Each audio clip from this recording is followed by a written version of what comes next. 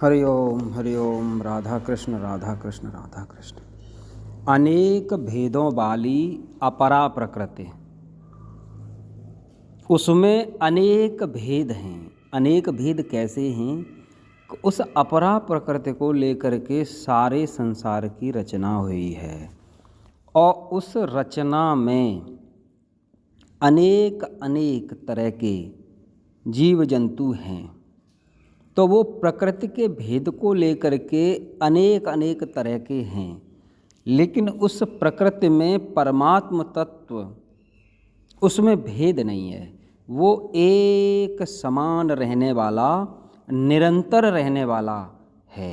जैसे सुनने में सब एक हैं और बोलने में अलग अलग हैं।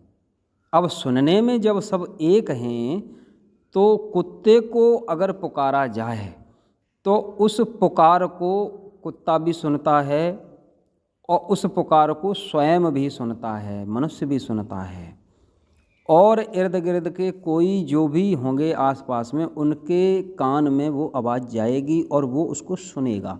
तो सुनने में एक हैं और बोलने में अलग अलग हैं। बोलने में कुत्ता अपनी प्रकृति को लेकर के बोलेगा और मनुष्य अपनी प्रकृति को लेकर के बोलेगा।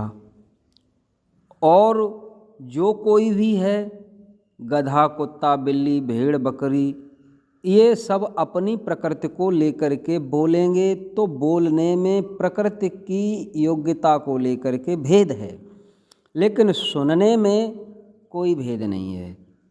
करने में सब अलग अलग करेंगे, न करने में सब एक हो जाएंगे। जागने में सब अलग अलग हैं, सोने में सब एक हो जाएंगे, सबकी स्थिति एक होगी। तो वो परमात्म तत्व जो परमात्मा है वो प्रकृति में समान रीति से है। उस परमात्मा को जान करके और प्रकृति में जो भेद है उस भेद को जान करके अनेक भेदों वाली प्रकृति से संबंध विच्छेद करके और अपने स्वरूप में रहना, जो कि अपना स्वरूप क्या है? तो अपना स्वरूप है जानने वाला। हम जानते हैं, सुनते हैं, समझते हैं। तो ये सुनना, समझना और जानना ये चेतन को लेकर के है और चेतनता में है। कुत्ते को भी सुनना, सोच समझ रहती है, मनुष्य में भी सुनना समझना रहता है। तो वो जो सुनना समझना है ये चेतनता को लेकर के है, और समझ के समझाना ये प्रकृति को लेकर के है। प्रकृति की योग्यता को लेकर के तुम समझे हुए को समझा सकते हो। तो धारण करना, समझना, ये अब प्रकृति को लेकर के जो भेद है उस भेद को प्रकृति के प्रकृति में रहने दो और स्वयं को वहाँ से स्वीकार करना है कि हमारा अपना जो स्वयं स्वरूप है, हमें उस प्रकृति से अपने स्वरूप को ही लेना है और प्रकृति को छोड़ देना है। क्योंकि प्रकृति में अनेक भेदों को लेकर के प्रकृति है। तो वो प्रकृति में जो अनेक भेदों को लेकर के प्रकृति है, उस प्रकृति से मतलब नहीं है, उसको स्वीकार करना नहीं है। प्रकृति नाशवान है, बदलने वाली है।